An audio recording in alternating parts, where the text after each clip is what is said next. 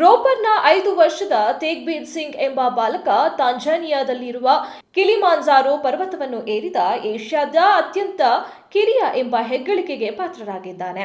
ಬರೋಬ್ಬರಿ 5,895 ಮೀಟರ್ ಎತ್ತರ ಇರುವ ಈ ಪರ್ವತವನ್ನು ಆಫ್ರಿಕಾ ಖಂಡದ ಅತಿ ಎತ್ತರದ ಶಿಖರವೆಂದು ಕರೆಯಲಾಗುತ್ತದೆ. ರೋಪರ್ನಲ್ಲಿ ವಾಸಿಸುತ್ತಿರುವ 5 ವರ್ಷದ ತೇಗ್ಬೀರ್ ಸಿಂಗ್ ಇತಿಹಾಸ ಸೃಷ್ಟಿಸಿದ್ದಾರೆ. ಅಂತಾರಾಷ್ಟ್ರೀಯ ಕ್ರಿಕೆಟ್ ಮಂಡಳಿಯ ಮುಂದಿನ ಅಧ್ಯಕ್ಷರಾಗಿ ಅವಿರೋಧವಾಗಿ ಆಯ್ಕೆಯಾಗಿರುವ ಬಿಸಿಸಿಐ ಕಾರ್ಯದರ್ಶಿ ಜೈ ಶಾ ಅವರು ಟೆಸ್ಟ್ ಕ್ರಿಕೆಟ್ಗೆ ಆದ್ಯತೆ ನೀಡಲಾಗುವುದು ಎಂದು ಹೇಳಿದ್ದಾರೆ. ನನ್ನ ಅಧಿಕಾರಾವಧಿಯಲ್ಲಿ ಕ್ರಿಕೆಟ್ನ ಪ್ರಗತಿಗೆ ಅಡ್ಡಿಯಾಗಿರುವ ಅಡೆತಡೆಗಳನ್ನು ಕಿತ್ತು ಹಾಕಲು ಪ್ರಯತ್ನಿಸುತ್ತೇನೆ. ಟಿ20 ರೋಮಾಂಚನಕಾರಿ ಸ್ವರೂಪವಾಗಿದ್ದರೂ ಟೆಸ್ಟ್ ಕ್ರಿಕೆಟ್ ಪ್ರತಿಯೊಬ್ಬರಿಗೂ ಆದ್ಯತೆಯಾಗಿ ಉಳಿಯುವುದು ಅಷ್ಟೇ ಮುಖ್ಯ, ಏಕೆಂದರೆ ಅದು ನಮ್ಮ ಆಟದ ತಳಹದಿಯಾಗಿದೆ ಎಂದು ಹೇಳಿದ್ದಾರೆ.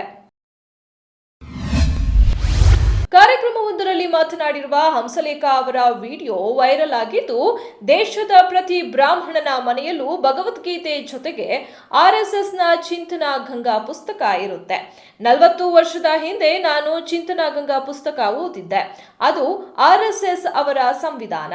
ಆ ಪುಸ್ತಕ ಎಷ್ಟು ಕೆಲಸ ಮಾಡುತ್ತೆ ಅಂದ್ರೆ, ರಾಷ್ಟ್ರದಲ್ಲಿ ನಡೆಯುತ್ತಿರುವ ಸಂಗತಿಗಳಿಗೆ ವಿರುದ್ಧವಾದ ಪ್ರತಿದಾಳಿ ಹೇಗೆ ಮಾಡಬೇಕು ಅಂತ ಆ ಚಿಂತನಾ ಗಂಗಾ ಮೂಲಕ ಮೆಸೇಜ್ ಕಳುಹಿಸುತ್ತಾರೆ. ಅದು ಬೇರೆ ವಿಚಾರ ಬಿಡಿ ಎಂದು ಹೇಳಿದ್ದಾರೆ. ರೇಣುಕಾಸ್ವಾಮಿ ಕೊಲೆ ಪ್ರಕರಣದಲ್ಲಿ ಜೈಲು ಪಾಲಾಗಿರುವ ನಟ ದರ್ಶನ್ಗೆ ರಾಜಾತಿಥ್ಯ ವಿಚಾರದ ಕುರಿತು ಇಂದು ಜೈಲಿನಲ್ಲೇ ವಿಚಾರಣೆ ನಡೆಸಲಾಗಿದ್ದು, ಜೈಲಿನಲ್ಲಿ ತಮಗೆ ಸಿಗರೆಟ್ ಕೊಟ್ಟಿದ್ದು ಯಾರು ಎಂದು ದರ್ಶನ್ ಬಾಯ್ಬಿಟ್ಟಿದ್ದಾರೆ ಎನ್ನಲಾಗಿದೆ. ಪರಪ್ಪನ ಅಗ್ರಹಾರ ಜೈಲಿನಲ್ಲಿ ರಾಜಾತಿಥ್ಯ ವಿಚಾರವಾಗಿ ದಾಖಲಾಗಿರುವ 2 ಎಫ್ಐಆರ್ ಹಿನ್ನೆಲೆಯಲ್ಲಿ ಇಂದು ಜೈಲಿನಲ್ಲಿ ನಟ ದರ್ಶನ್ ವಿಚಾರಣೆಗೆ ಹಾಜರಾಗಿದ್ದು, ವಿಚಾರಣೆಗೆ ಸಿಗರೆಟ್ ಕೊಟ್ಟ ಸೀಕ್ರೆಟ್ ಬಿಚ್ಚಿಟ್ಟಿದ್ದು, ತಮಗೆ ಸಿಗರೆಟ್ ನಾಗ ಕೊಟ್ಟಿರುವುದಾಗಿ ಒಪ್ಪಿಕೊಂಡಿದ್ದಾರೆ.